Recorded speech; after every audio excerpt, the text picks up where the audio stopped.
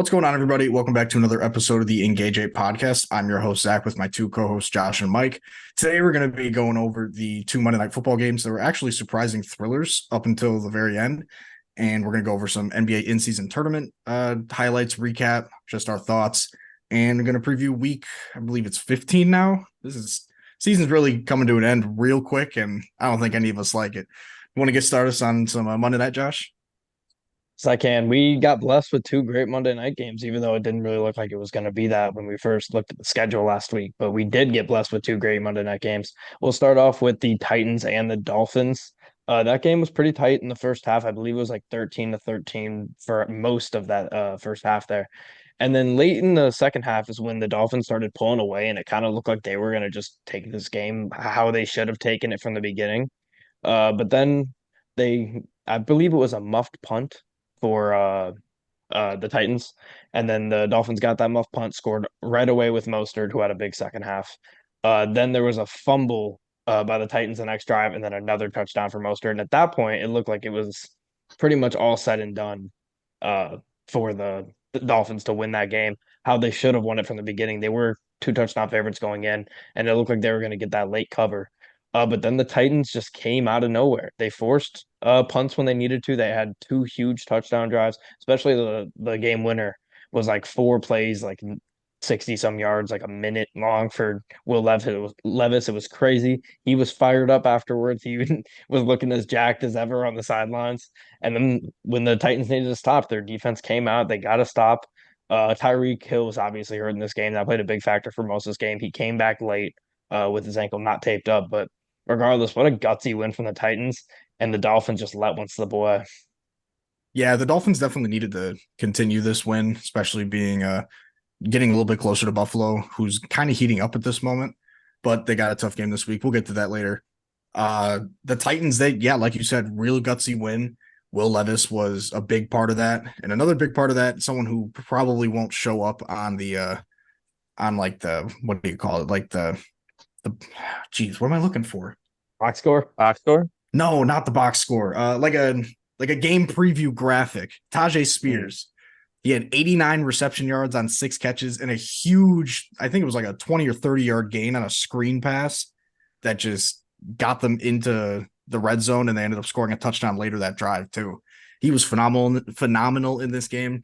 DeAndre Hopkins was also great as well. I figured he was gonna have a really quiet game facing against Xavier Howard, Jalen Ramsey, and a defense was playing really well. He ended up cooking for over 100 yards and a touchdown, finding the end zone for the touchdown that cut the lead in half, I believe. But yeah, once it became 27-13, I had no expectations for the Titans to come back into it.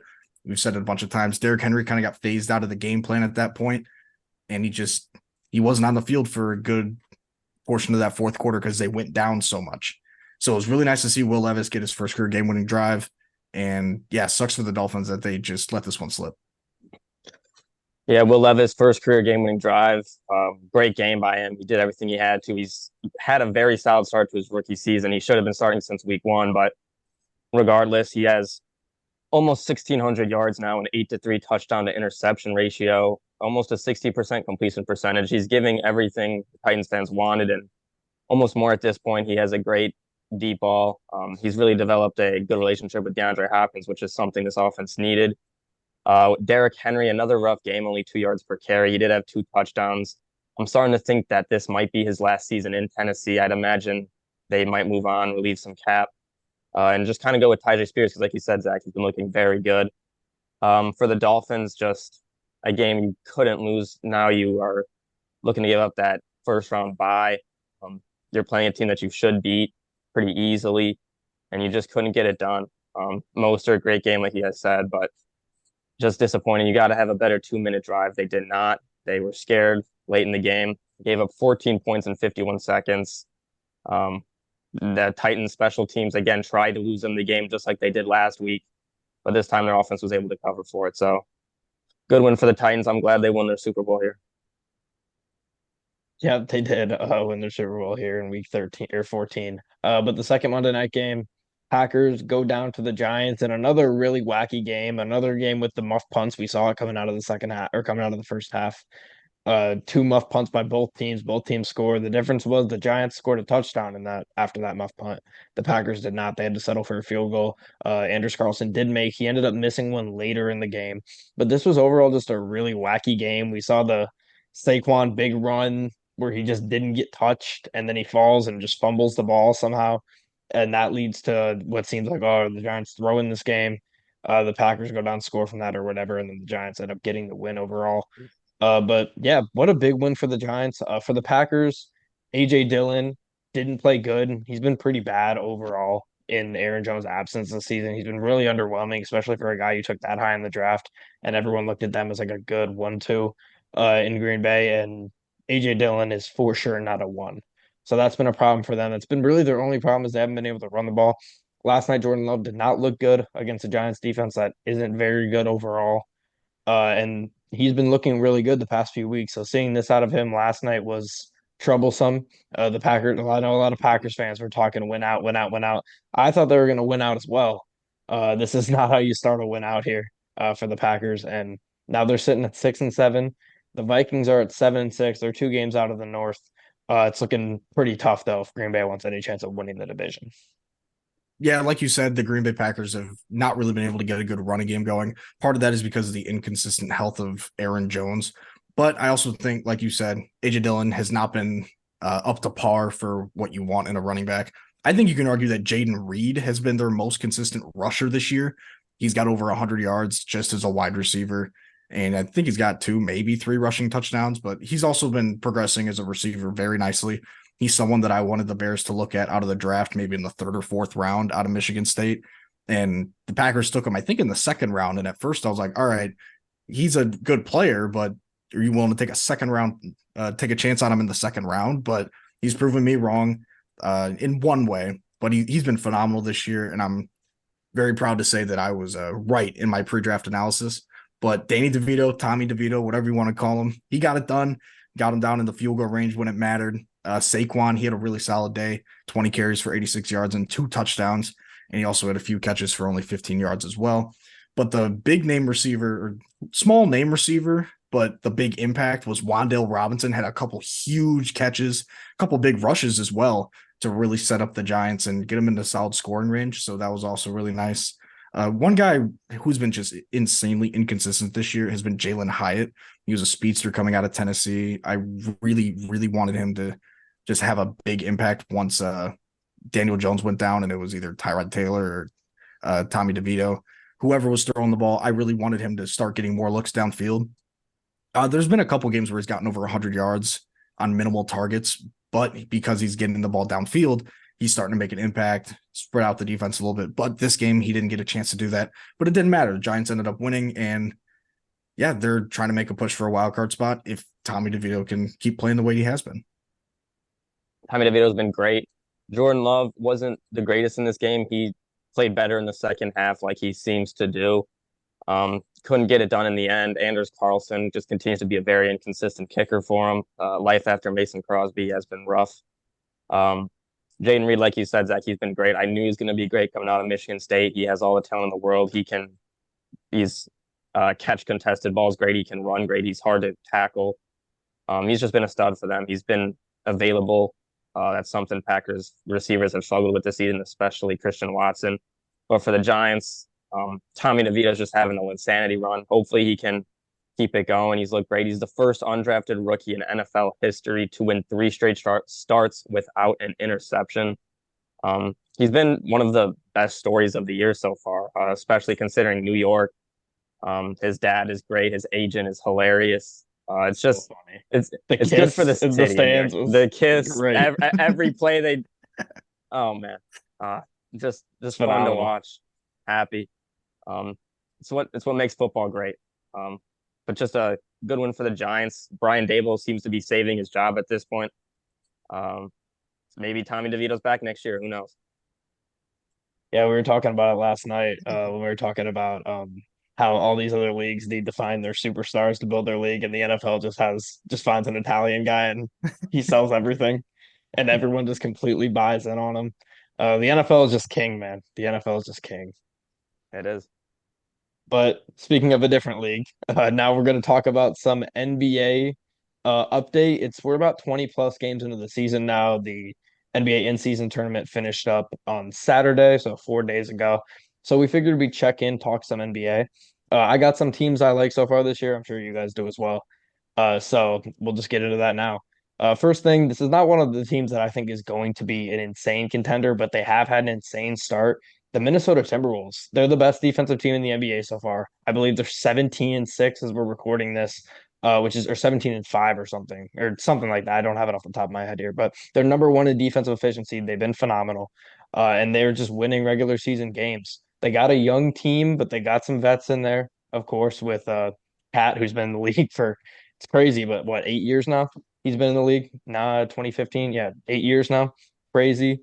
Obviously they have Rudy Gobert, who people have mixed opinions on, but overall they're really good. McDaniels is just a phenomenal defensive player, and they're the best defensive team in the league.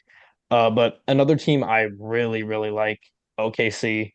They're one of the few teams in the league. I believe there's three teams in the league that are top 10 in offensive and defensive efficiency. OKC is six in both of those categories. They've been really good. Talk about a young team. SGA has been phenomenal. Obviously, we've had the Josh Giddey drama, which we're not going to get into. But that is for a young team. You know how easy that is to have that become a distraction and derail everything. That hasn't happened at all for OKC. They've been phenomenal. They still have a ton more picks. They're not spending any money. Jalen Williams is phenomenal. He's very good. Chet, favorite for rookie of the year.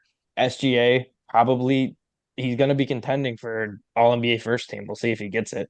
Still have a lot of season to play out, and you got to play the minimum number of games. So it's hard to tell that this early in the season, but he is making himself an option. I'm not going to talk. I'll leave you guys to talk about Philly. Obviously, Philly has been phenomenal all season. Boston as well, though. They are top. They're number four, I believe. Yeah, they're number four in defensive efficiency, number seven in offensive efficiency. We talked about it in our NBA preview. They are my pick to come out of the East. I'm sure you guys probably picked them as well, or maybe I don't know, pick Milwaukee. But they've been phenomenal on both ends of the ball. They got a lot of firepower. Picking up Drew Holiday looked like it was going to be great for them. It ended up being really, really good. He's been great. Kristaps Porzingis hasn't played much, which we'll see if they get better when he gets in. If they get better when he gets in, the NBA has to watch out. But there's teams in this league, like for example, Houston. They're the second best rated defensive team in the league, and they're nowhere to be seen on the offensive side. I believe where are they at? Yeah, they're 22 in offense. So there's teams like that where it's like, yeah, maybe they could do some damage. They're a young team. The Clippers are high in defense. Once again, their offense is pretty middle of the pack, but I think these well-rounded teams are going to be in the best spot. And teams like Boston have shown that a lot of the preseason stuff in the NBA usually ends up being semi-correct. Yeah, I don't have any like crazy stats pulled up, but I won't go too in depth on any one specific team, but I got a few teams that have really caught my eye. Orlando is sitting at tied for second in the East right now at 16-7, only one game back of Boston, who hasn't lost at home this year. They're sitting at 10-0 at home, which is crazy. But yeah, Orlando, they've been phenomenal. They've just got talent up and down the roster in the backcourt and the front court, especially those They're great wings defensively as well. with Wagner and Paolo. They're crazy. They can switch everything, and they've been missing Wendell Carter Jr., former Bulls legend. They've been missing him for a little while as well. So that's something to note. I've kind of hitched my wagon to the Indiana Pacers and Tyrese Halliburton. I've fallen in love with Halliburton's game, even though his jump shot is very unorthodox. The Bulls have given me nothing to cheer about this year outside of the surgence of Kobe White, but Tyrese Halliburton has given me hope that maybe the Bulls can find someone like that someday. He went through a stretch of 30, maybe 40 assists straight without a turnover. I think that spanned over maybe 2.5 games. I think one of which was in this in-season tournament. And best believe I was watching every single Pacers game throughout the tournament. They were so fun to watch. They got a lot of energy, and I just wish that the championship game, I wish that was played like in Indy, because that would have been rocking. That was my only gripe with the in-season tournament. The atmosphere wasn't it, but the concept of having a prize to play for, just a lot of competition, and it gives young players playoff level experience before the actual playoffs, which is always a good thing in my mind. But if you get those in-season like semifinals and championship games in a home arena with an actual fan base, it's going to go nuts. Now, shifting over to the West, like you said, Josh, the Timberwolves, honestly, one of the biggest shocks of the year. Gobert is looking like his former defensive player of the year self. He's been phenomenal. Like you said, they're top of the league in defense. Gobert's a huge reason why. OKC with the whole Giddy thing, not going to get into it, but like you said, distractions are huge for a young team, and they just were not bothered by it.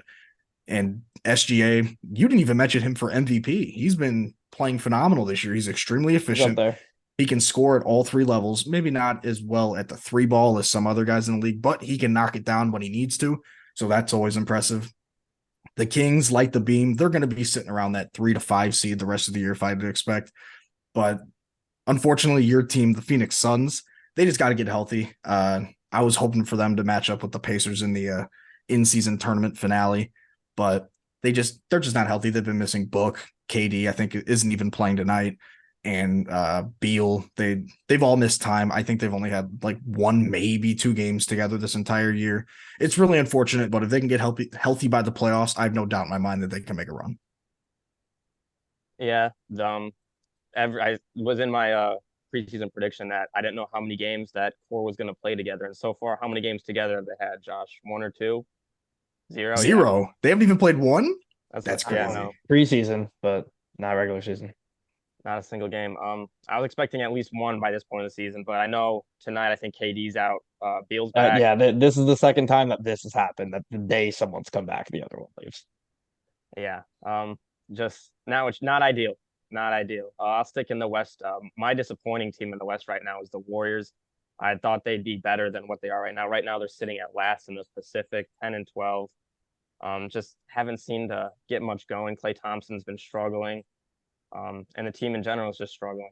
The Pelicans, I just wanted to touch on the Zion Williamson situation. He does look pretty big. I'll give most people that, but although he looks big and all that, had a rough game against the Lakers, but all the media bashing him, saying Stephen A. Smith said the New Orleans diners love when he comes because he eats the entire table. Comes out against Minnesota the other night. They get the W, 36 points, shot 10 for 12. Defensive team in the league. Yeah. Zion Williamson proving some doubters wrong, even with his weight. Hopefully he can slim down a little bit. I'll touch on the Bulls real quick. They suck. They need to blow it up. I saw today that they are looking to buy pieces to try to make a run. Am I right, Hulk? Yeah, I saw that today. I don't know what the hell they're thinking. They're at 9-15 and they want to do that. Kill me. Yeah, just not. I don't know, man. Just not the right move at all. I don't understand your reasoning behind that at all. They went on one short 4-game win streak, and all of a sudden they think they're back in the hunt. Yeah. No, Mickey Mouse 4-game win streak. But they did play better with Zach LaVine out, so maybe that's an issue. LeBron James continues to be one of the best players in the NBA. Lakers, they won the in-season tournament. LeBron is 38 years old. He averages 25, 7.5, and 6.5. It's just ridiculous what he's doing. He turns 39 at the end of the month. Continues to just be great. Top 2 all time. Personally, I think Jordan is the GOAT, but it wouldn't be impossible to say LeBron James has had the greatest basketball career of all time. Yeah, I wanted to say my next time around to talk about the Suns, but I want to piggyback off the LeBron thing first. What LeBron is doing right now is at a whole nother level. About to turn 39 years old. He's gonna compete. He's gonna be on All NBA if he continues to play like this. The only thing that'll stop him is if he doesn't play enough games. But he's been doing this on load management. The Lakers, outside of the in-season tournament where he was playing all those minutes, he's been managed all season long, and he's still been phenomenal. If he can be an All NBA player at 39, 40, 41, I know you guys are Bulls fans, so you're gonna have your bias. I don't think it's bias. I like to consider myself an impartial third party. I think it's hard. It's hard not to say that there's a genuine conversation. I know Bulls fans tend to be like, 100% there's a conversation to be had. Like this, it's not clear cut and dry. 6 rings, 25 years of All NBA. Like that's tough, man. 25 years. He's year 21 right now, right? I thought it was 21. Well, he said he wants to play till Bryce, so that's 3 or 4 more years. We'll see how he plays. But I'm saying if he can continue what he's doing right now into his 40s, that's it's something insane. I'm glad that we're living in a time where we get to watch this because this truly is. We're not going to see this again, probably not for a very long time. ever. But to focus on my Phoenix Suns a little bit here, I still feel fine about the Suns. They're sitting at 12-10.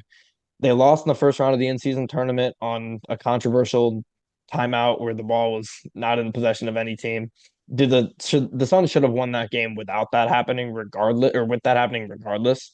But it did suck to see that.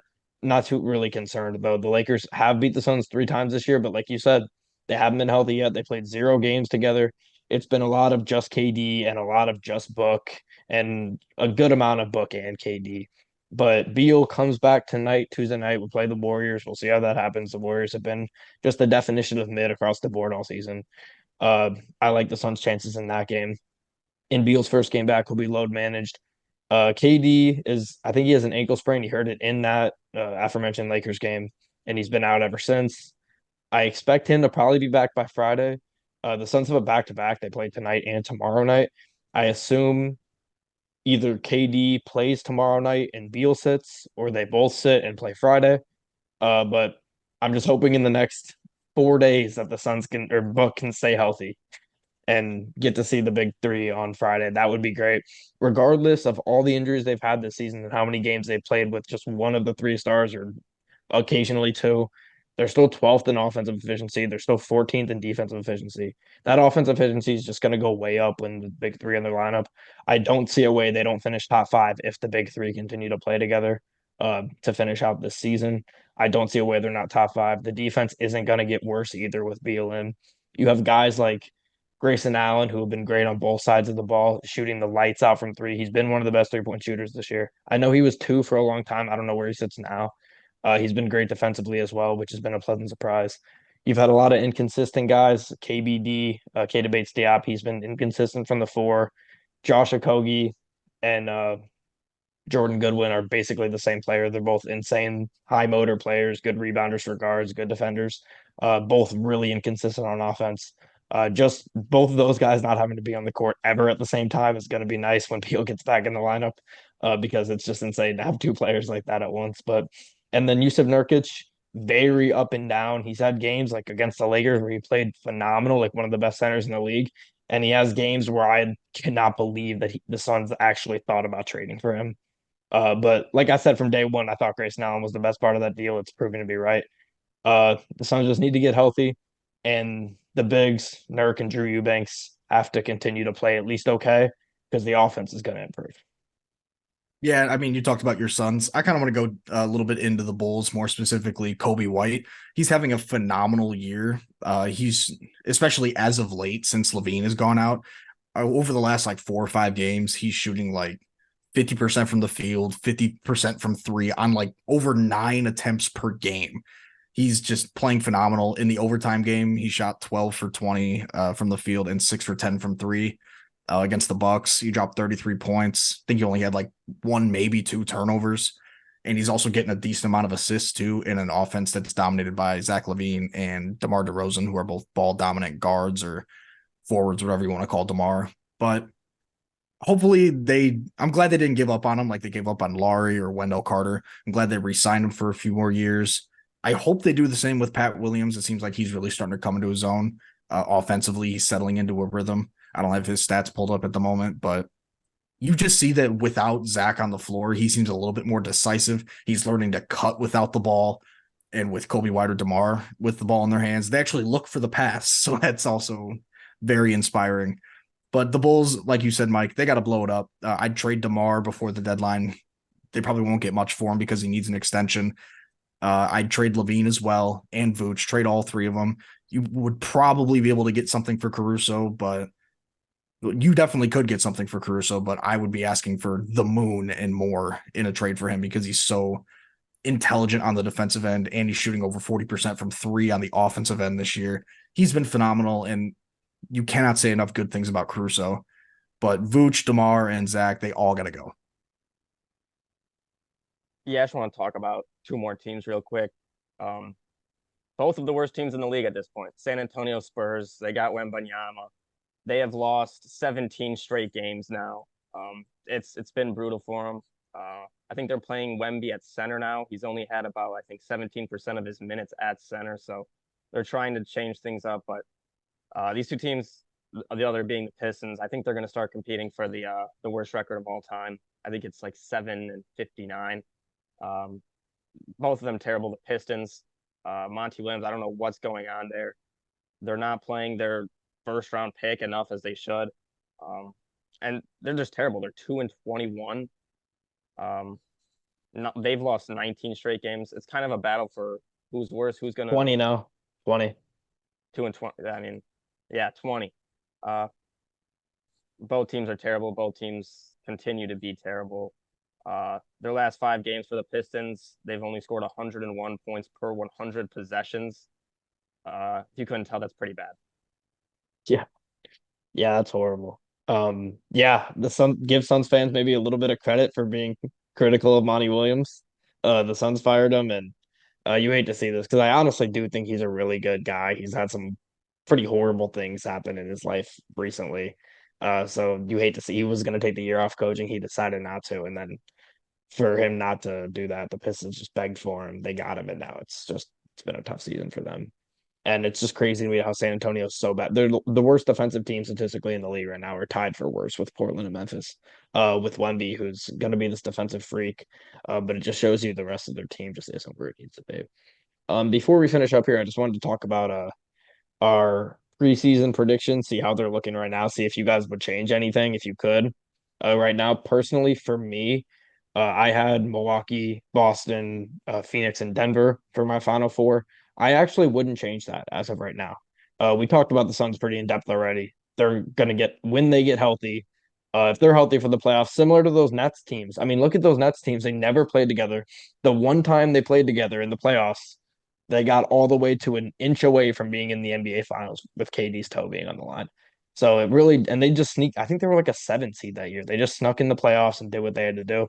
I expect the Suns to do a similar thing. Hopefully, maybe not get a 7 seed and have to play in the play in. But regardless, I would stick with the Suns.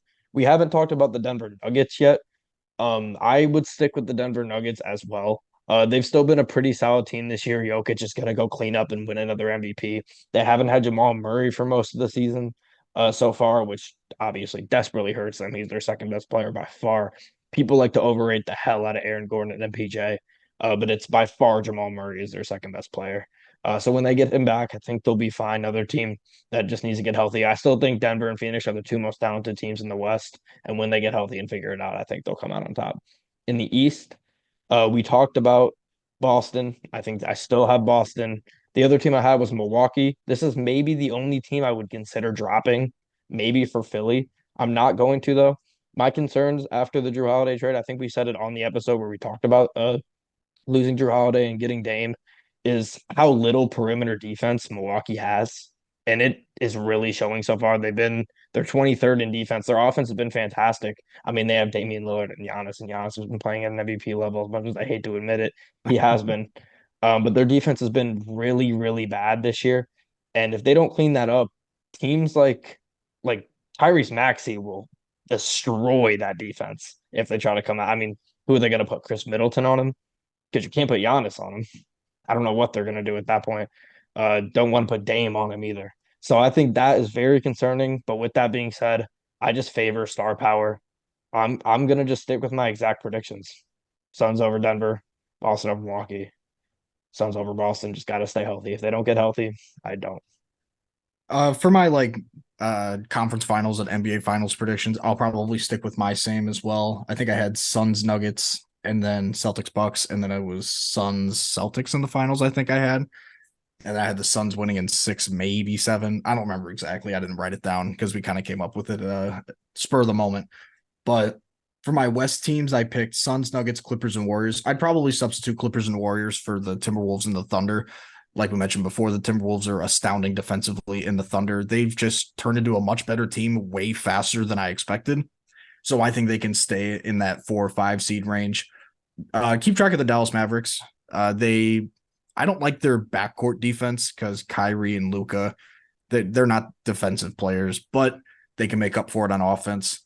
I don't know how I'd like them in a series against, I don't know, Phoenix, because who are they going to have to guard Beal, Book, and KD? Then again, not many teams are going to be able to do that regardless of where they're at.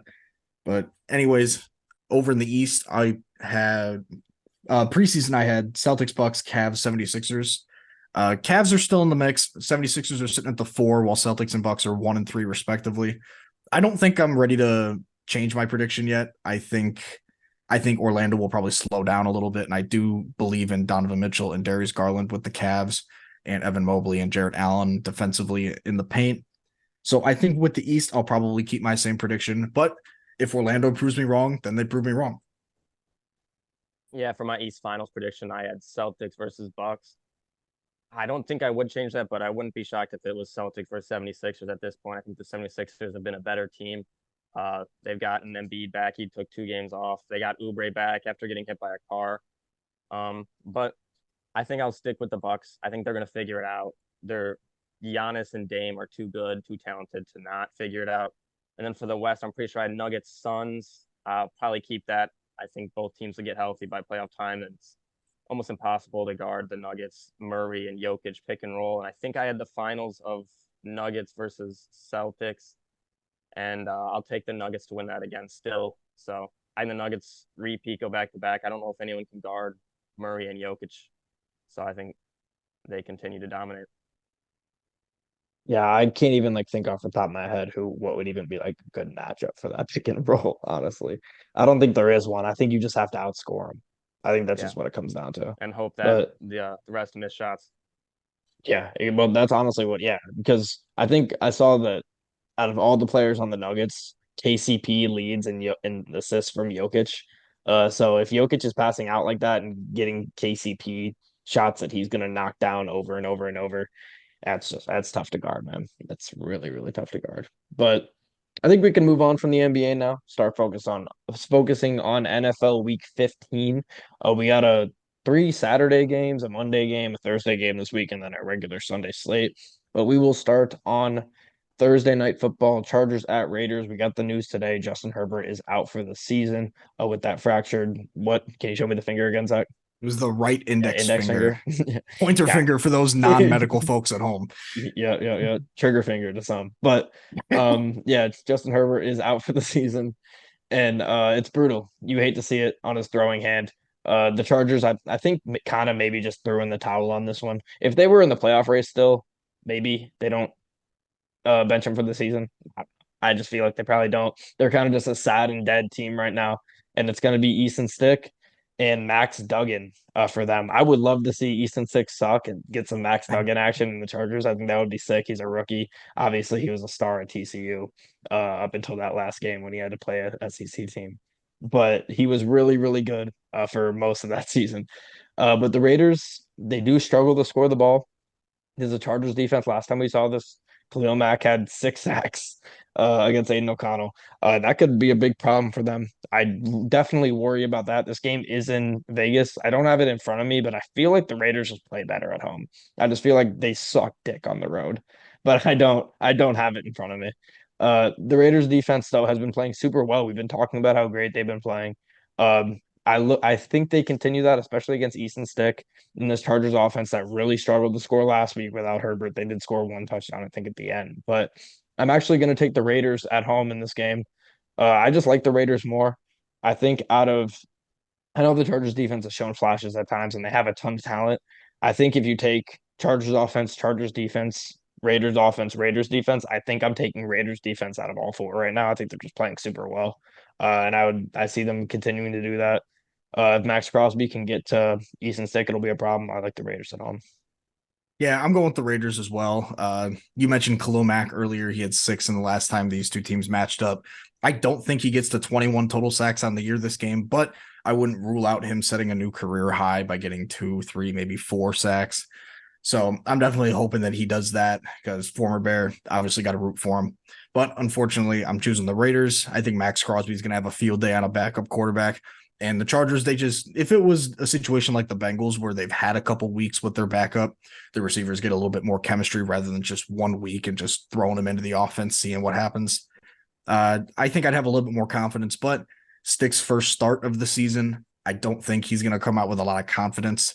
And I expect the Raiders, who just seem to be not more, but a little bit more well oiled than the Chargers right now in terms of their offensive production and their health and consistency. So I'm going with the Raiders. Yeah, there's most likely, I'd assume, no Josh Jacobs this week. He picked up a knee injury late in the last game, so it'll be mostly Zamir White or Amir Abdullah. It was a quad injury, my bad. I would expect this to be a lot of passing from the Raiders. The Chargers defense is 29th against the pass. They average 261.9 yards per game. O'Connell has had at least 32 pass attempts in the past 3 games. I'd expect that to continue. I think the Raiders are going to be able to pass on the Chargers. I'm not a fan of Brandon Staley's team at all. And I think Max Crosby continues to dominate. He had 2 sacks last week, and I think he picks up another one this week. I think the Raiders win and cover. All right, moving on here to the first Saturday game then. Vikings at Bengals. Looks like Mullins is replacing Josh Dobbs. We got that information today. We saw it at the end of that Raiders game where he didn't put up a single point. Dobbs didn't, and he gave Jefferson the hospital ball. So Dobbs has been benched now. We have backup quarterback Jake Browning in for the Bengals. He's been playing fantastic for them in Joe Burrow's absence. I expect that to continue. The Vikings defense has been pretty solid. As we know, Brian Flores has been super aggressive, and that's been helping them out a lot, especially against teams with battle lines. Bengals are middle of the pack, but regardless, I'd expect them to be aggressive. Whichever QB though plays better in this game, I feel like it's going to be the QB to win because both these defenses have been playing pretty solid over the past few weeks, and I just like Jake Browning and I like the Bengals quarterback situation better, and I like the Bengals being at home, so I'm going with Cincinnati. I'm going with Cincinnati as well, despite my better judgment of Brian Flores and his scheme has a lot of success against younger quarterbacks, especially with how much he blitzes. If your offense doesn't have hot routes in it, then you might be screwed. But with having Joe Burrow as your quarterback, I expect that the Bengals have had those in place. So it'll make life a little bit easier for Browning. Ja'Marr Chase and this offense were able to put up 34 points despite him only getting 3 catches for over 20 yards.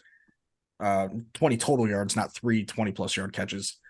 I expect the duo of T. Higgins and Ja'Marr Chase to really tear up this inconsistent Viking secondary, especially if they face man coverage a lot, which Flores tends to do. I trust Browning. I think he's going to continue his great play, so I'm going Cincinnati.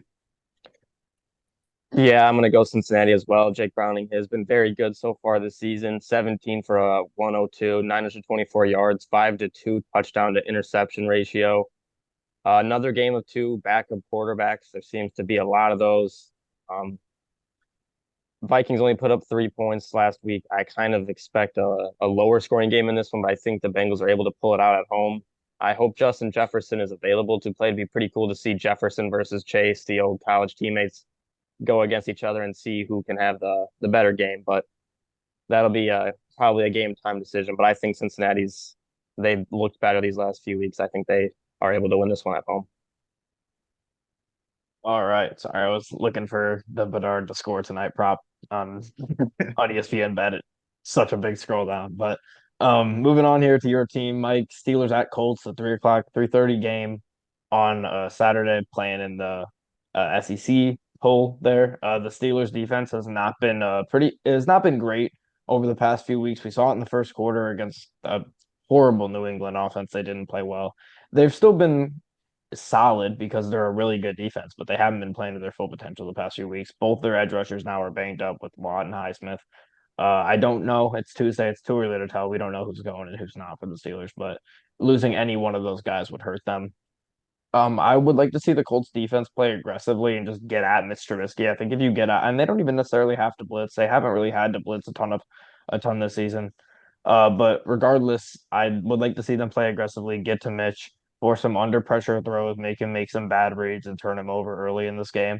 It's going to be a monster game for the playoffs, 2-7-6 teams. And I've just been riding with the Colts at home this season. I'm going to continue that trend and rock with the Colts at home.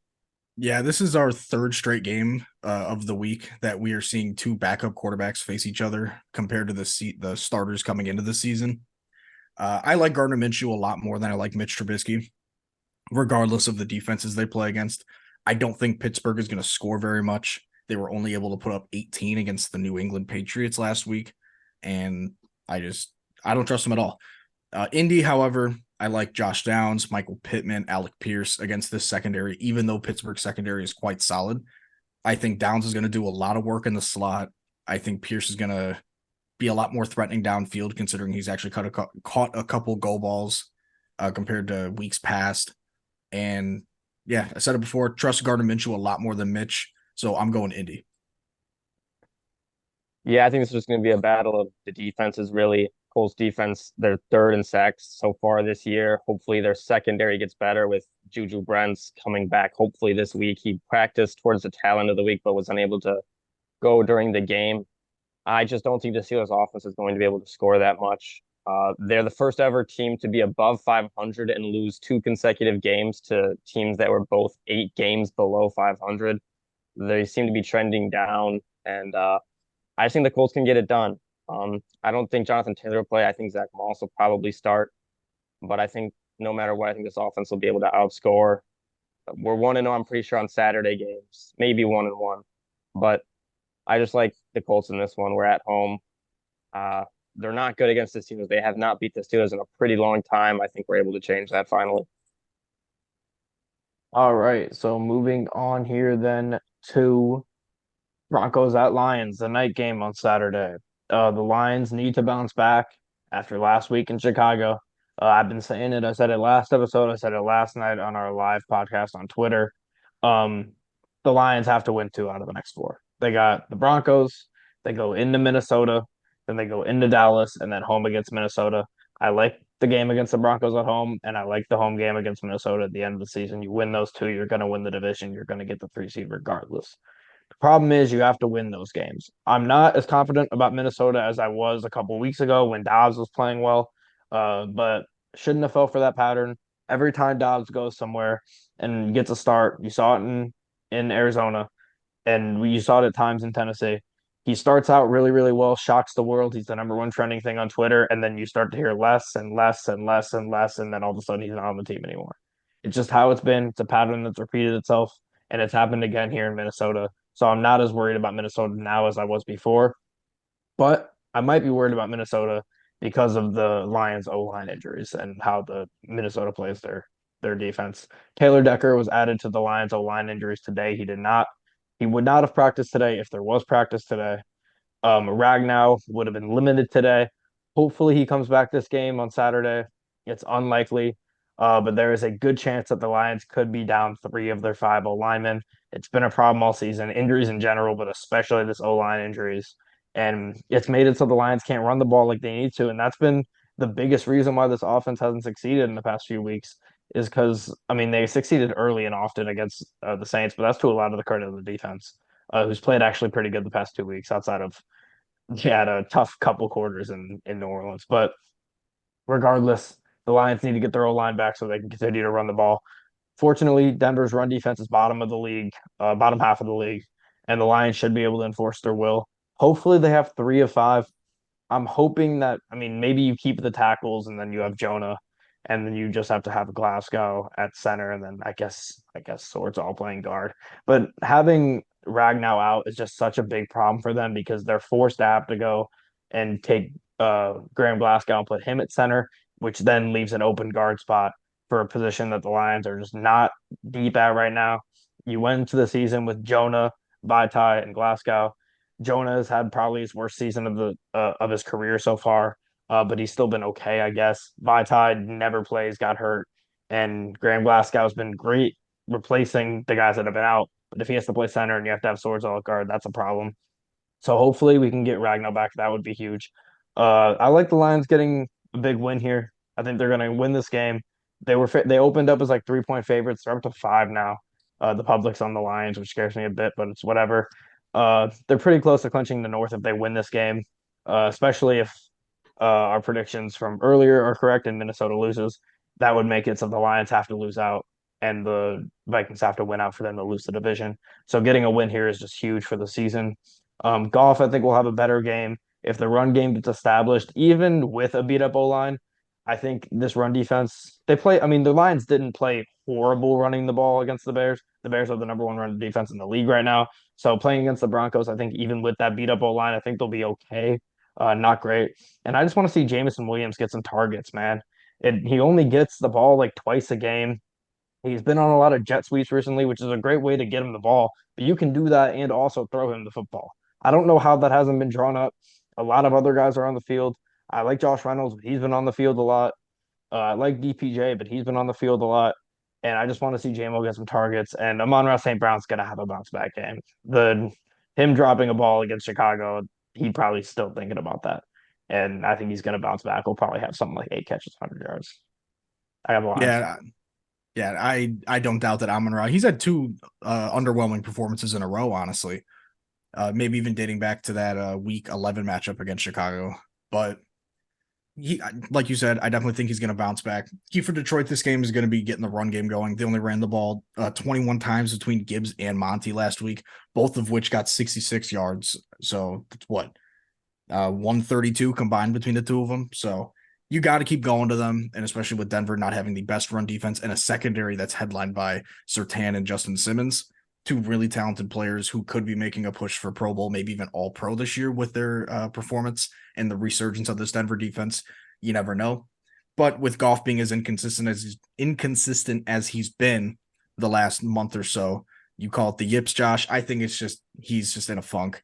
I don't think it's the yips, but you call it what you want. I think he gets back on track against this Denver defense, who has been playing a little bit better, but I think they're going to rely on the run game, and with that run game, it's going to come to play action. With the play action, you're going to get Amon-Ra involved, maybe a couple JMO deep shots. You should get a couple JMO deep shots, but you never know. I'm going Detroit. I think their defense has a bounce back performance, and so does their run game. Yeah, right now I don't trust this Detroit defense at all. Broncos are 6-1 in their past 7 games. Their defense has been very good. They have a plus 11 turnover margin in that time, and they're only giving up 15 points per game. Their secondary has been very, very good. Their pass rush had struggled at first, but it's starting to heat up. They had 4 sacks last week, I think. And the Lions have really been the opposite. -8 turnover margin that span, giving up 28.3 points per game. Goff has turned the ball over 12 times since week 7. This is a battle of one team's trending upwards and one team seems to be trending downwards. I'm going to go with the Broncos. I just like that trend of the turnovers. I think the Broncos win the turnover battle. And their defense has been, I can trust their defense right now a lot more than I can trust the Lions. All right. Moving on to the aforementioned Chicago Bears, then, as we move to the Sunday slate here. Bears at Browns. This should be a very interesting matchup. The big thing for me is this Browns defense and their pass rush. They're going to be able to get to Fields. Do we see the Magic Man Fields where he just escapes sacks out of nowhere like we see sometimes from him? Or do we see him take some sacks that he shouldn't be taking? I think he's going to have a hard time swerving out of sacks this game with Myles Garrett and Darius Smith. I think the O-line is going to struggle greatly. For their offense, though, the Browns' run game has not been fantastic, despite having won all these games without Nick Chubb. They're playing this Bears defense that I said earlier. They are the best run defense in the league statistically as of right now. Actually, I think in yards per game, it's Niners though. I'm not positive. I think it might be Niners in yards per game, but regardless, they've been the best run defense over the past however many weeks. Flacco is gonna look to pass. Can he pick it up in touchdowns this week? I believe he only needs 2 for that. He's gonna have to carry a heavy load. The Browns just gotta be able to maintain Montez Sweat. If you stop him, Flacco's gonna have a ton of time in the pocket. He's not gonna have to move around. He'll be able to hit his targets. And I'm still not sold on this Bear secondary whatsoever, outside of Brisker having a couple good games and Jalen Johnson being a good player who's going to get paid a lot of money. It looks like this offseason now that he's starting to rack up these picks, even though he's had a few freebies and he's dropped a few as well. My God. But he's been good in coverage. He should have more picks, and he's had a couple like trying to remember. I remember one was just like a golf chuck that he just happened to be the DB that happened to get it out of all the DBs standing there. Someone was going to grab it.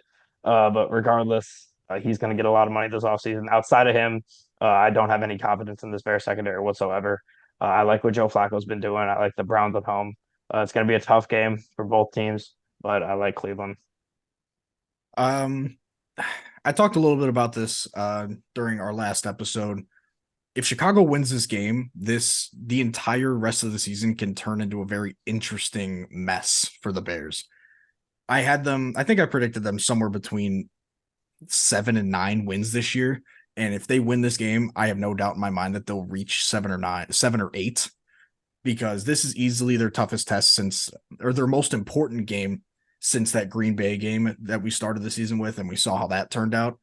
However, Cleveland is going to be missing their two starting tackles in Dewan Jones and Jedrick Wills. Wills was just thrown on IR and will miss the rest of the regular season at the very least, probably the postseason as well. I don't remember exactly if it was like just a season ending or he was just thrown on IR, but that allows for guys like Montez Sweat to penetrate the backfield and force Joe Flacco, who is not mobile, to stand in there and try and make some tough throws. David Njoku had over 90 yards and a couple touchdowns last week, but the Bears have some really solid linebackers back there. They got TJ Edwards, who's having an all-pro level season, and Tremaine Edmonds, who has gelled into this defense very nicely compared to how we started the year.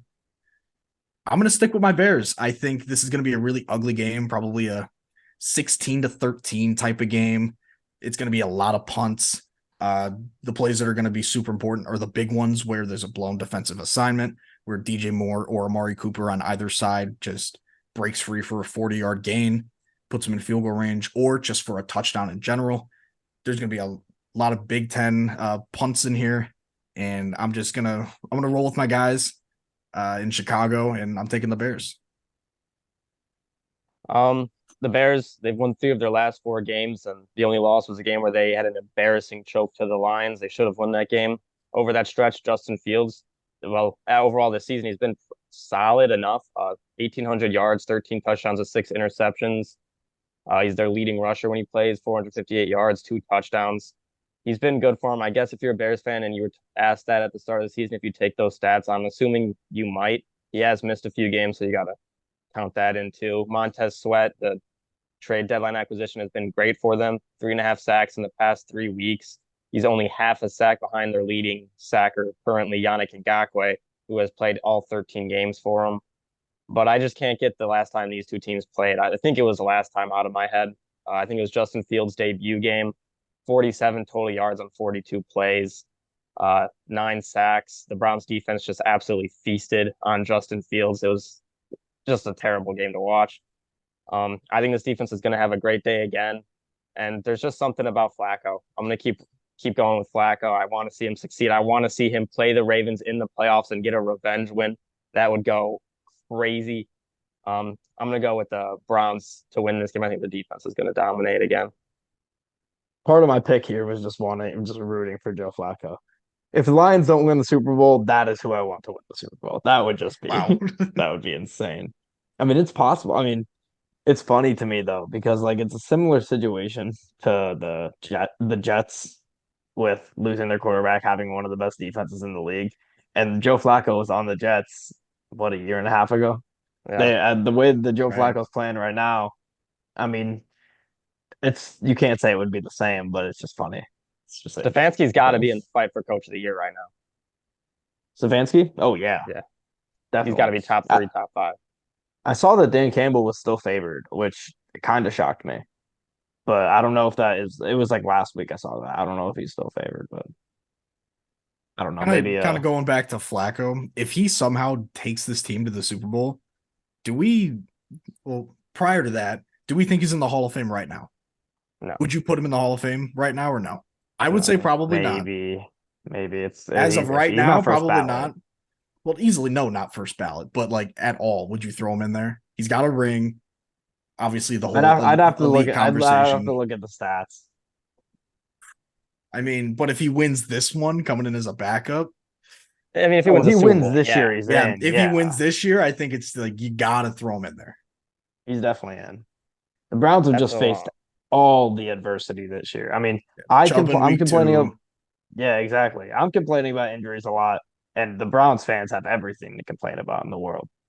But regardless, we can move on here. Talk about a couple other NFC teams, Bucks and Packers. The Packers are coming off a bad loss. We talked about it at the top of this episode against the Giants. Again, they should not have lost. Kind of threw that one away when it was given to them, and they were not able to win that game. I could see this Packers offense struggling again against this Bucks defense, especially in the red zone. They've been super good. The Giants defense is not that good, and Jordan Love struggled last week. It's a lot of with these young quarterbacks, especially in their first season starting, it's a lot of rhythm stuff. Sometimes you just get a rhythm, you'll beat up on some good defenses. And then, I mean, he didn't play some good defenses, but for for the sake of the argument, some young quarterbacks will go beat up on some good defenses and then go play one bad defense, lose, and then go on a bad streak again. They can be very streaky with a really young offense in general. I could see them struggling against this Bucks defense. The Packers defense hopefully gets Jair Alexander back this week. That would be huge for them. They've been playing solid regardless all season. They're honestly a big reason why the Packers even have the opportunity to win out here and have a shot at the playoffs is because of how good they played earlier in the season when the offense is nothing. Overall, I think the Packers defense is going to come to play, shut down the Bucks offense more than the Falcons were able to last week, giving them 30 points basically. And it's in Lambeau. I like the Packers here, sadly. Honestly, this is the one game on the schedule that I didn't really know who to pick. Tampa Bay, they've got much better receivers and just weapons in general than the Giants, and the Giants took the Packers to the end of the game and somehow won. So it all depends on your point of view on Baker Mayfield. I think we're all in a similar boat where, yeah, he was cool early on, but teams are starting to figure him out and how he operates within this Tampa offense. But the Giants don't have a receiver like Mike Evans. He's been phenomenal this year. We've talked about him a little bit. He's got 1,000 yards in each of his seasons in the NFL. He's just the model of consistency, efficiency, and just great play from a receiver. And I think he's probably going to have a really good game regardless if Jair Alexander is here. If Jair does come back, he's probably going to have to shake off some rust. He's going to have to get acclimated. And whether he lines up against Chris Godwin or Mike Evans, he's probably going to be in for a decently rough day. However, I do think Jordan Love does bounce back, but I don't think it'll be enough. Maybe it's wishful thinking. I'm going with Tampa here. Yeah, I've talked about how I'm not a fan of the Florida teams going up to the cold weather teams, and this is a prime example of that. Tampa Bay flying to Green Bay, playing at Lambeau. Last week it was the Jags flying up to Cleveland. Wasn't a fan of it, but Packers, they have a lot of injuries. Jayden Reed did pick up an injury. Dontavian Wicks will most likely be out with a high ankle sprain. Watson's hurt. They're missing a lot of pieces, and I think this Bucks team just knows that they have to keep winning. And Baker's been playing great. Mike Evans was didn't have a good week last week. I think he'll bounce back. So I am going to go with the Buccaneers. I'm probably going to regret this pick because I'm just not a fan of the warm teams going to the cold stadiums. But I just think the red zone defense is going to slow down Jordan Love. Maybe it's another game where he has to try to come back in the second half and is unable to, but we'll see. I got the Bucks. I got to root for the damn Packers. Damn. But moving on here. AFC South matchup, Texans at Titans. We talked about it at the top of this one. Will Levis got his biggest win as a rookie in Miami in a huge comeback win last week. I want to give some credit that we didn't really give in Monday, and when we talked about Monday Night Football, is how well the Titans defense played yesterday. They played really, really well. They made a lot of plays, especially on third down in that game against Miami. They gave up 27 points, but they were put in a lot of rough spots. We saw with the punts, we saw with some turnovers and plus territory from the offense. They were put in some really tough spots, and they did what they could for the most part. The Texans they hope CJ Stroud will come back? He's in concussion protocol. We'll see if he does come back. I don't know. Did you guys see anything about that yet? I have not, I'm no. looking it up right Little now. little too early to tell, I would assume. Texans are 2-4 away from Houston so far this year. This game is in Tennessee.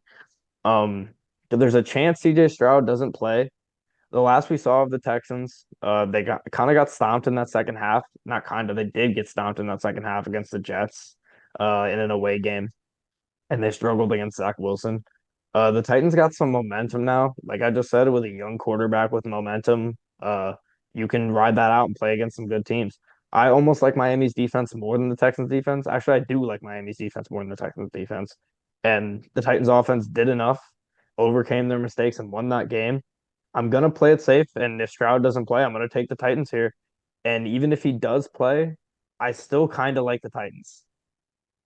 This is another weird game because Houston, especially with the Stroud injury, and last week we expected their defense to come out. They were probably coming out licking their chops, seeing Zach Wilson in his first start after getting benched, thinking, "Oh yeah, this will be some light work." He hangs 30 on him in the second half, so they definitely probably aren't feeling good about that.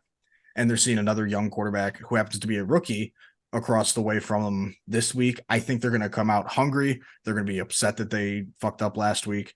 And I think they're going to, regardless of who's at quarterback, I think they're going to shut down the Titans. They're going to focus in on Derrick Henry and then focus their on third downs. They're going to focus on DeAndre Hopkins and just pinning their ears back and getting to the quarterback. I think Will Anderson's going to have a really solid day, regardless of Derrick Henry being back there and trying to nullify any type of pass rush that they tried to impose on the Titans.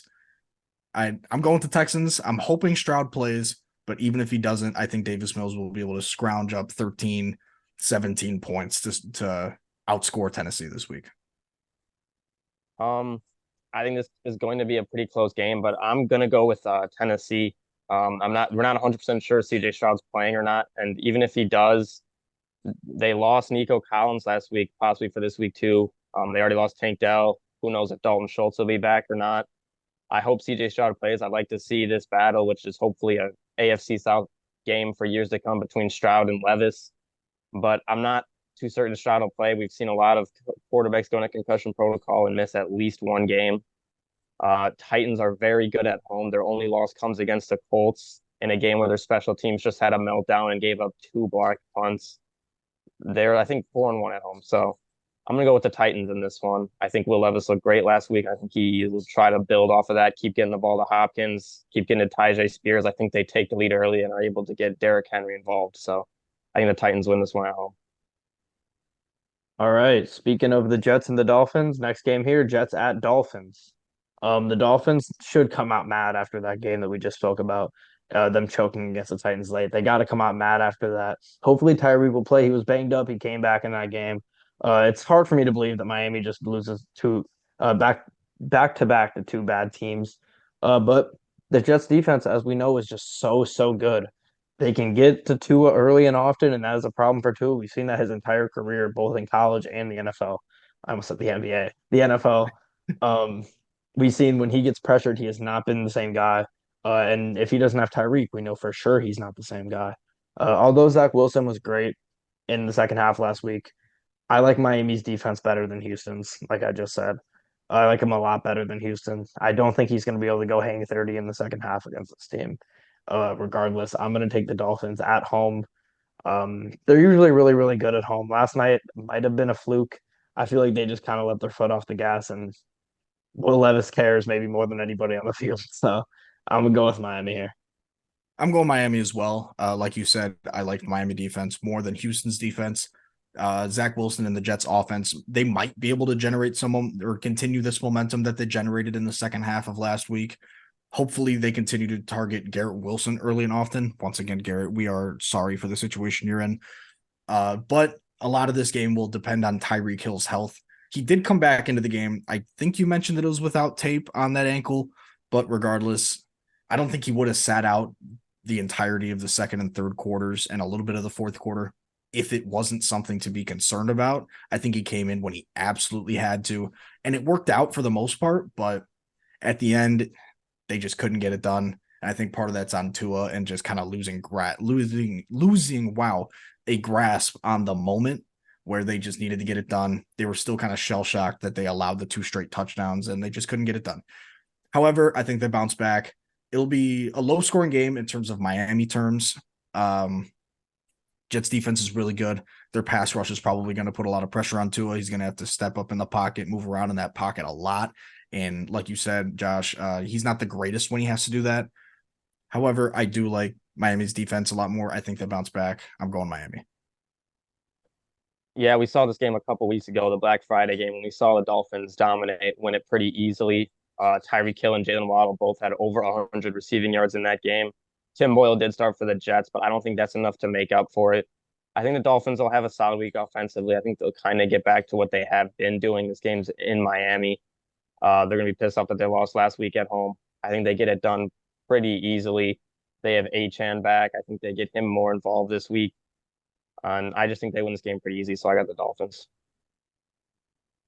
All right, moving on here to Chiefs at Patriots. Start by saying during this recording, we got the notification. There is a rumor that Bill Belichick and the New England Patriots will be separating after this season. Maybe it happens, maybe it doesn't. There was never a chance that they were going to fire him midseason. That would just be insane and would just completely shock me. I would still be I would still say I'd be shocked to see it, even with the rumors. I still think I'd be shocked to see it in the offseason. But regardless, if it's gonna happen, it'll be in the offseason. There's no way they're gonna do it midseason. That would just be disrespectful to Bill and all he's done for that organization. I just don't think that would ever happen. But regardless, maybe they're gonna be starting a new chapter of Patriots football. Maybe it's with one of the best quarterback prospects we've seen in recent years, and maybe it's with a new head coach. Maybe it's with neither, but we do not know yet at this point. But as for this game, the Chiefs have the perfect chance to bounce back after last week's loss to the Bills in a game that they were very upset about. Some people thought it was the oddest fucking call they've ever seen. Some did not. Some people say he checked with the ref. Some people say he didn't. Honestly, at this point, I just don't really care. I'm just tired of hearing about it. It's been 3 days now. I'm done hearing about it. It's whatever it happens.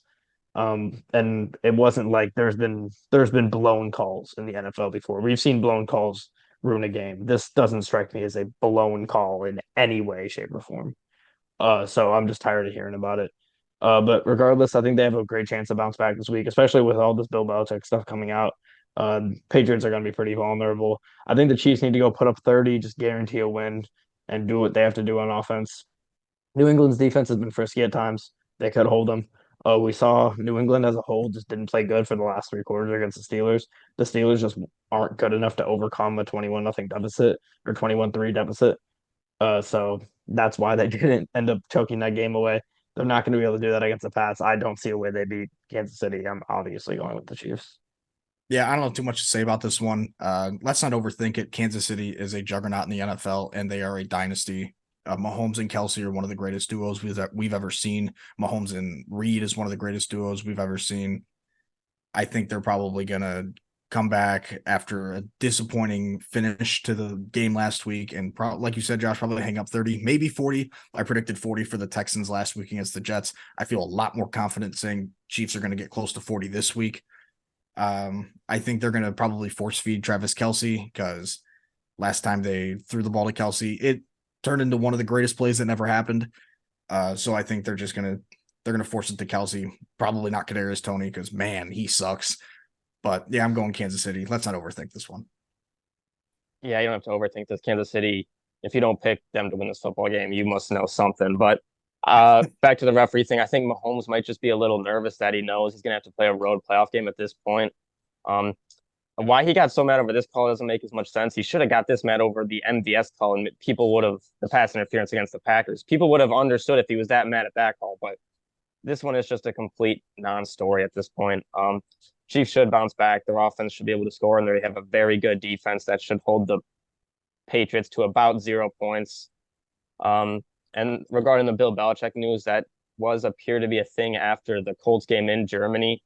They had conversations that made it very clear that a decision was made after that game. So Bill Belichick got retired by the Colts. That's all I wanted. I think the Chiefs win this game pretty easily.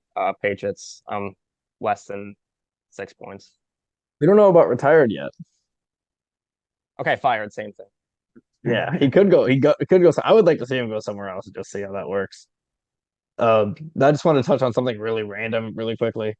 I'm watching this Mavericks Lakers game here, and I'm pretty sure they just called a hanging on the rim technical in the NBA. What the hell are we doing here? I get sometimes you call it in college. Yeah, that's what they call it. I've seen it That's a called in the wild NBA a call. couple times. It's an odd call. That's It's an odd call. yeah, that's an odd fucking call. He didn't even really hang on the rim either. Tim Hardaway, Jesus man, that's just absurd to call that. But whatever. Moving on here. I guess that's a Laker call for you. But Giants at Saints. The Giants are playing really good football right now. We've seen it. Tommy DeVito. Tommy DeVito. I was not aware of the fact that I said Danny DeVito 15 times. Shout out Danny DeVito though. Tommy DeVito has been playing really, really good for the Giants.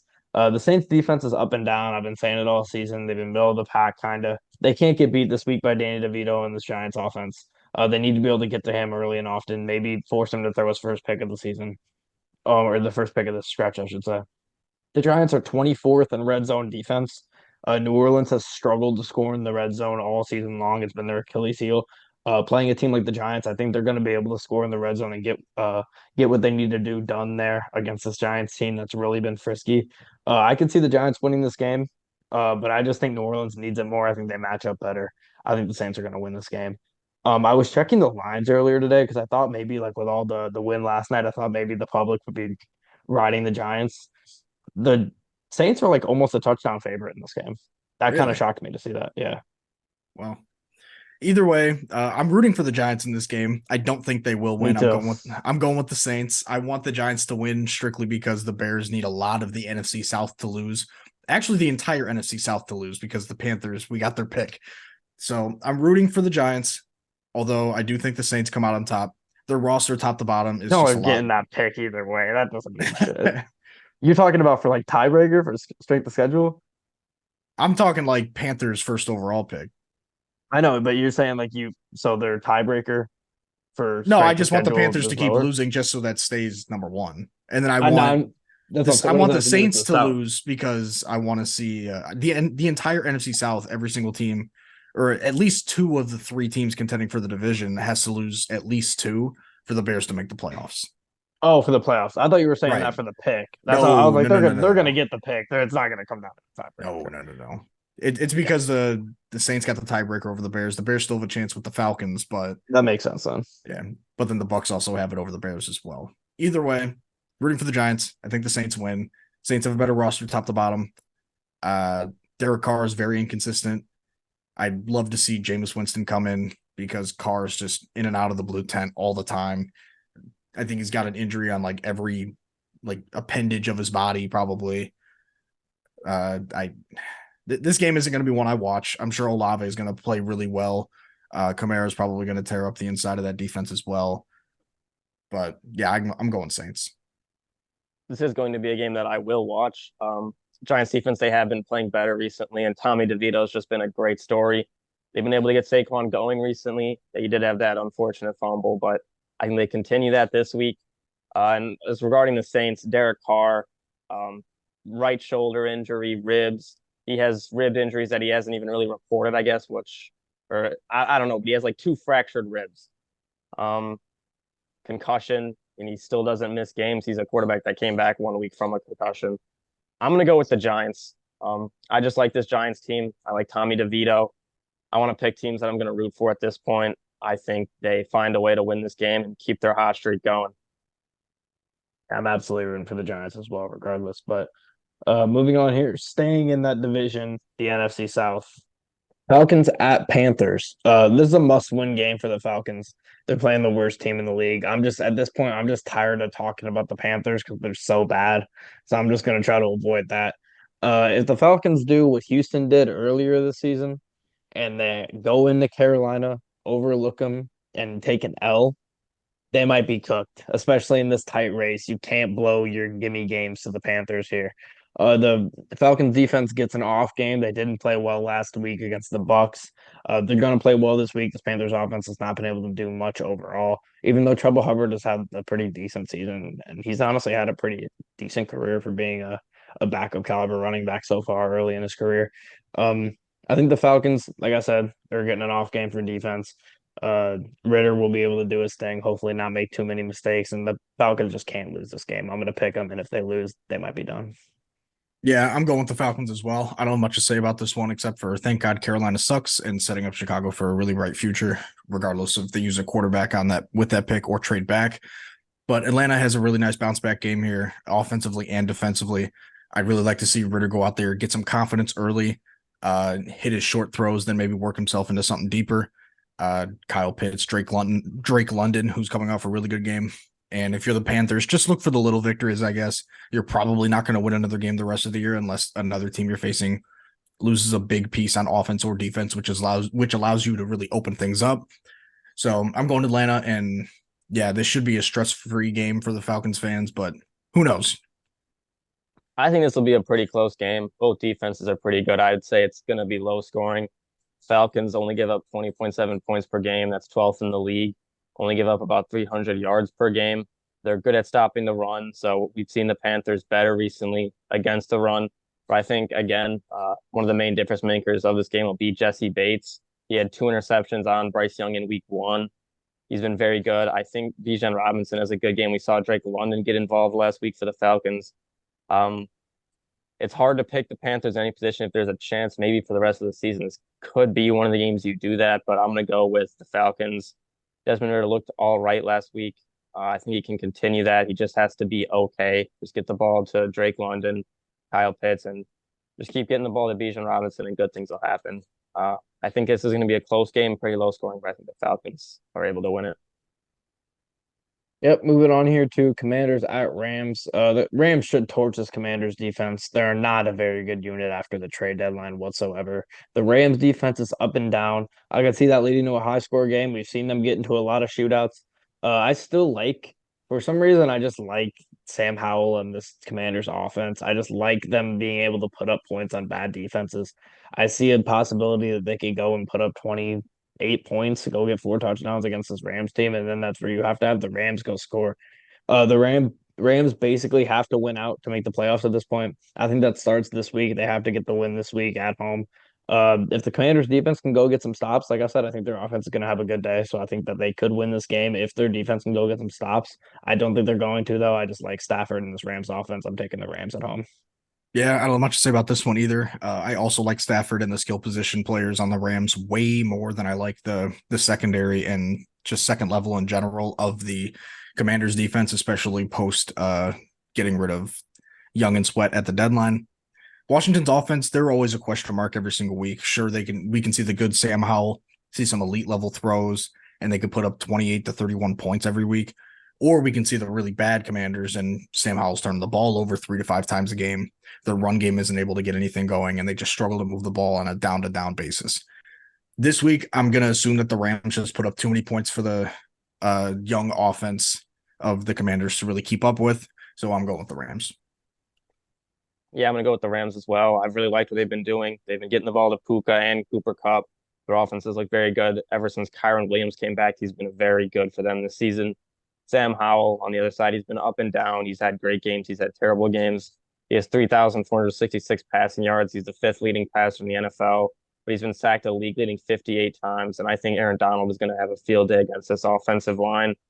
And for back to the Rams real quick, Puka Nacua and Cooper Kupp. The secondary for the Commanders hasn't been great. If Emmanuel Forbes plays, I think he's going to get cooked like he was earlier in the season. I think the Rams win this one, get it done pretty easily. They have another home game in 5 days, so you don't want to look forward, but I don't think they will. I think they beat the Commanders pretty easily. All right, chugging along with these pretty uninteresting games here. 49ers at Cardinals. The 49ers, I'm going to keep it short and sweet. They're going to smoke the Cardinals. Arizona, I think, is just going to struggle to score overall against this defense. Been one of the best defenses in the league all year, regardless of who's in or who's out. Their defense, for the most part, has stayed fully healthy, though. Outside of Hufanga being out, really desperately hurts them. But he's been out for a few weeks, and they've still been pretty solid in that time. The Cardinals defense has played really well at times this season. It's been kind of the one bright spot of their team outside of getting Kyler back for the year. If they can somehow play well in this game, I could see maybe them hanging in similar how to Seattle did last week. But I don't see that happening. I think Seattle or San Francisco's offense is just too good. I see another dominating cover win for San Francisco, 2 touchdowns at least. Yeah, I got Sanford as well. Barring a crazy efficient game from Kyler where he's just able to get the ball out really quick to Rondo Moore and Marquise Brown, if he plays, he should play. He was on pace to come back to practice this week after having the bye week to rest up. But regardless, San Fran's just a better team top to bottom. They've got a better offense, better defense. They're better at almost every single position on the field. Quarterback's still up for debate depending on how you feel on Kyler, but everywhere else, San Fran has got them beat. So I'm going with San Francisco. Yeah, you really can't pick against San Francisco at all. Maybe for the rest of the season, they've shown they're the best team in football. They are dealing with some injuries on the defensive side of the ball. Eric Armstead has a banged up. Javon Hargrave, Travarius Ward, Dre Greenlaw are all banged up and questionable. Even if all of those guys don't play, I still don't really see how the Cardinals would win this game outside of Kyler Murray having a phenomenal game. I like what Brock Purdy's been doing recently. Obviously, Deebo Samuel's been on a tear these past 2 weeks. I think he has the most yards in the past 2 weeks than any other receiver. I think the Niners win this one pretty easily. They're unstoppable when their weapons have all been healthy, and I see that continuing. All right, moving on here to Cowboys at Bills. Uh, I really like the Cowboys right now. I mean, earlier in the season, their offense had a tough start overall. Their defense was playing so well that their offense was just automatically getting credit. I was really critical of them on the pod the first 3, 4 weeks of the season. Even probably what week did they play the Niners? Like 5, 6. Yeah, it was This around up. that five or It six was mark. it was pretty early. And actually, I do want to touch on that game a little bit. I'm gonna touch on the Cowboys a little bit more when I get into my betting picks for this week at the end of the episode. So stay tuned for that. But right now, I think the best two teams in the league are the 49ers and the Cowboys. And I think that's not a hot take. And I think a lot of people would say that and then go on to say, and then we saw what the Niners did to the Cowboys. This Cowboys team is a completely different team than they were in that game. And I honestly think if that game is played in Dallas this week, I think it's a close game, and I think there's a good chance Dallas goes into that game favored. I really, really like Dallas overall. The fact that Buffalo is favored in this game to me is pretty wild, favored by 2.5 points at that, basically a field goal favorites. Maybe kind of seems like bait, but regardless, I'm probably going to end up taking the Cowboys money line anyways. I'm sure that line probably falls around more towards a pick 'em or 1.5 as the week goes on. But Buffalo's defense has been up and down all year. I guess them being home is a big reason why they're favored in this one. Their defense, though, has been very streaky. The Cowboys' offense is just on a heater right now. They're torching everybody. The Buffalo secondary has been beat up all year. They're very shaky, in my opinion. I struggle to have confidence in them and their secondary going forward, similar to what we have with Philadelphia, and we saw what the Cowboys did to Philadelphia a couple nights ago. So I'm going to go with the Cowboys here. The only reason I could even think about picking the Bills is because it's in Buffalo, so it'll be a cold game. But regardless, I do have the Cowboys in this one. I'm fully bought in the Cowboys.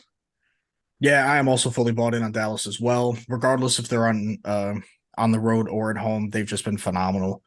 I think their offense is just going to tear apart this Buffalo defense because I mean, if they were healthy, it'd be a different story. But Buffalo's been dealing with injuries on both sides of the ball all year.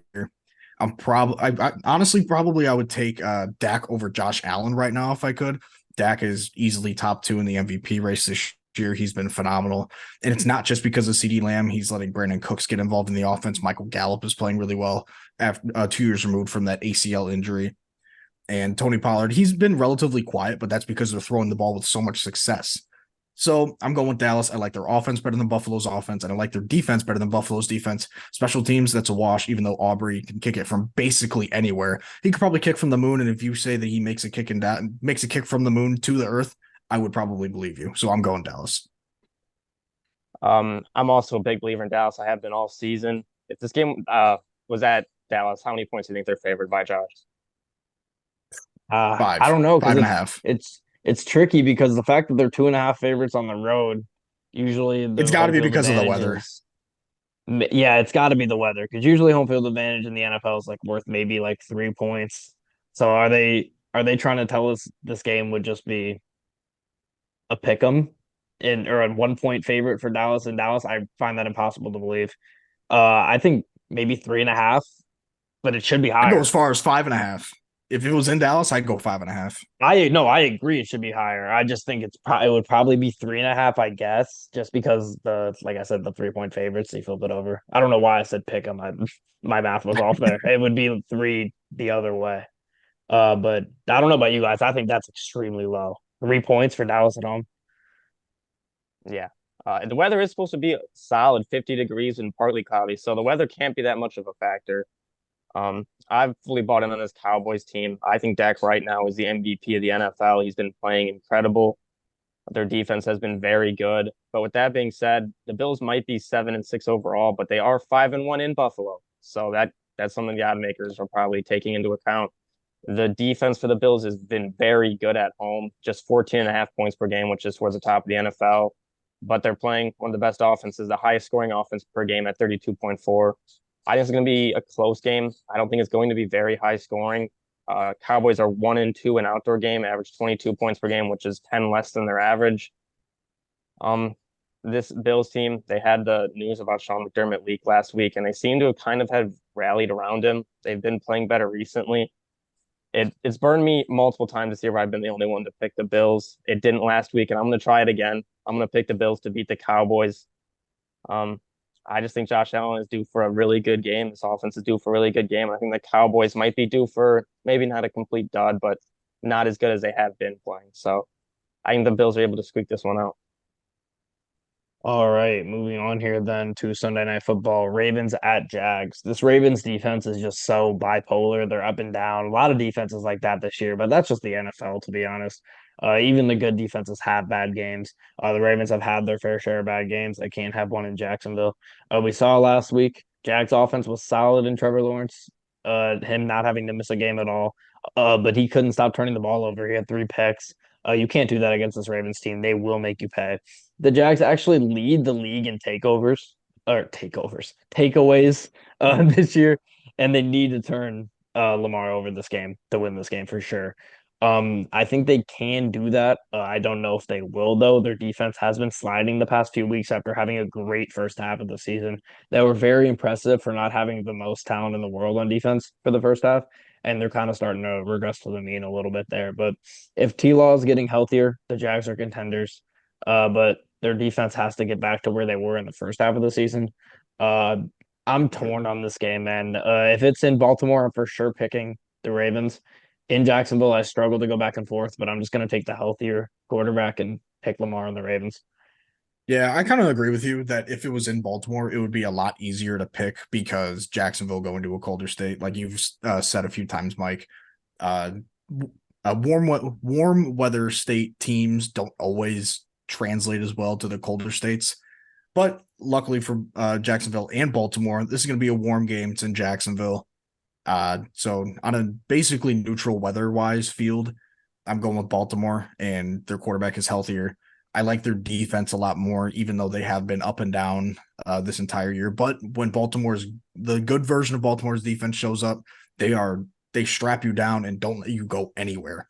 Jacksonville, they have, like you said, Josh, they have been sliding a little bit defensively, and I just don't trust the health of Trevor Lawrence. If he's not that mobile, he's going to be a sitting duck in the pocket for a blitzing Roquan Smith up the middle. He's going to blow up ETN in the backfield and just get to Trevor Lawrence because he can't move out of the way. So I'm guessing Baltimore wins this one. Yeah, this was a very easy one for me to pick. I think the Ravens win this one pretty easily. I don't trust Trevor Lawrence's health at all. I think they should have rested him last week and got him healthy for this game, considering how big the stakes are with the bye at stake. But the Jags defense has definitely been struggling recently. Joe Flacco dominated them last week, and imagine what Lamar Jackson will be able to do. He's coming off one of his best games of the year. He had 316 yards, 3 touchdowns against the Rams defense, which had not given up a 300-yard passing game yet this season.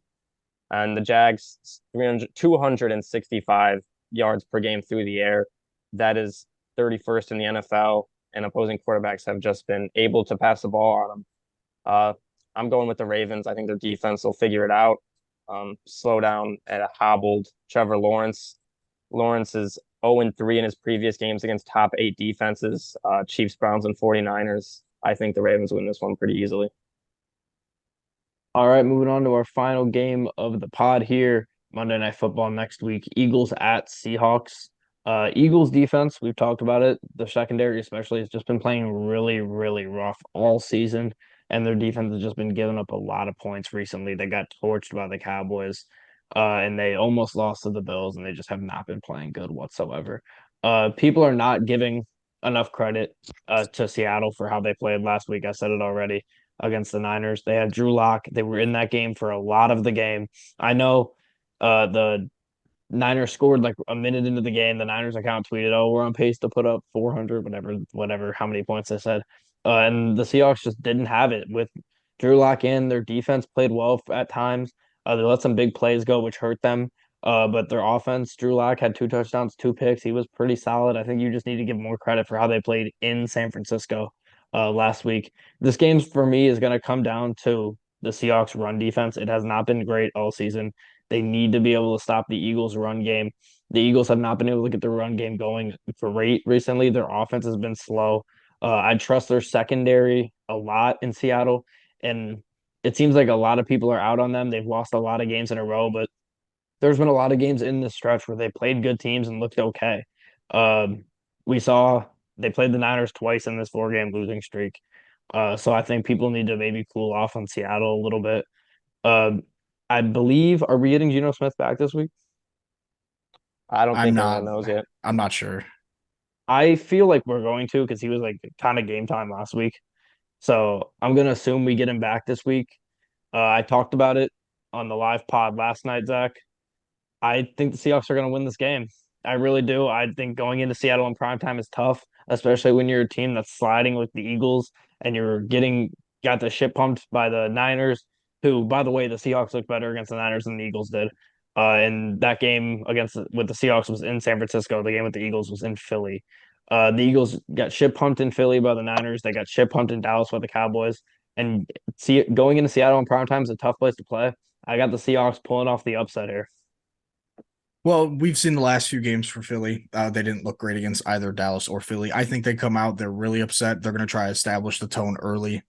They're going to run the ball with Swift, Gainwell, whoever the hell they got back there. They're going to try and bully Seattle, and they're just going to try and get back to what they do best, especially last year and earlier this year. They're going to run the ball. I hope Swift has a dominant game. He's been real quiet the last few weeks, and Seattle's a team to do it against. I believe they're bottom 5, maybe bottom 7 in the league in terms of rush yards a game.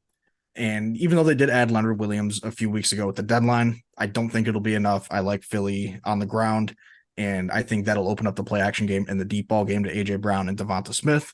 So I'm going with Philly. Yeah, this is the first time we're ever getting a Monday Night Football flex. This was supposed to be the Chiefs versus the Patriots, and it was flexed into Eagles at Seahawks. So good for the NFL for not making us have to watch that game. I think this is going to be a great game. Both passing defenses are pretty bad, pretty terrible. But I just like the Eagles run game more. I think that's going to be the difference maker. I think they're going to be able to run the football in this one. Seahawks are 1-4 when they give up more than 135 rushing yards. I think that the Eagles should get to that mark. But I think it's going to be a battle of if Geno Smith plays or not. If he plays, I give the Seahawks a chance. If he doesn't, I really don't. I think the Eagles win this game and take back the lead in the NFC East. But we haven't seen a team repeat in the NFC East in a long time, so they could be due for a loss here, and the Cowboys' fate to win it. Yeah, I think if they lose here, I think the Cowboys are winning the division. I really do. But we will finish off this episode with some betting picks. I will go with my three first. I have two for this game, and then I actually have a big picture future that I wanna give out. First, for this week, Falcons -3 against Carolina. I think this is just a must win for them. They absolutely cannot lose this game. They know that Carolina is such a bad team. Falcons should be able to run the ball and force their will, and their defense plays well at times. I think they'll play well enough to beat them. And then I just said it. I like the Seahawks to win this game. I'll probably take money line, but just to be safe, I'm gonna go Seahawks +4. You get that extra field goal just in case you get a last second field goal from Jake Elliott to win this game for the Eagles. I like +4. And then for my future, I teased it a little bit earlier here. I don't see a world where the Ravens and the Chiefs should be higher in the Super Bowl future than the Dallas Cowboys. The Cowboys are sitting at +750. The Chiefs are +650. The Ravens are +500, and the 49ers are favorites at +260, which +260 at this point in the season is kind of absurd. But I agree with the Niners being the favorites. I don't understand how you say the Ravens and the Chiefs have a better chance to win the Super Bowl than the Cowboys, except for the fact that they're playing that the Niners are in their conference. And I said it earlier, that game where they played the Niners was a long time ago. It was a different Cowboys team.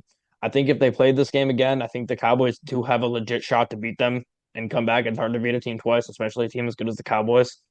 So I think Cowboys at +750 is just great value. Same value as the Eagles for some reason. Don't really understand that one either. But I just think they're completely undervalued at +750. So I'm going to give that one out as well.